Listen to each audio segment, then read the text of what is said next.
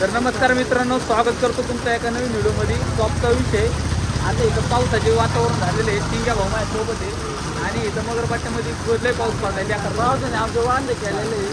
पावसाचा ब्लॉग तुम्हाला बघायला भेटेल का मामा? काय म्हणता तुम्ही? हा, पावसाबद्दल काय म्हणता? हां, मामा पण आपल्या तिथं पार्किंगला मामांना पण मामाच्या पण चॅनल सबस्क्राईब करा. म्हणजे टॉपचा विषय मोरे मामा, तुम्ही काय म्हणता?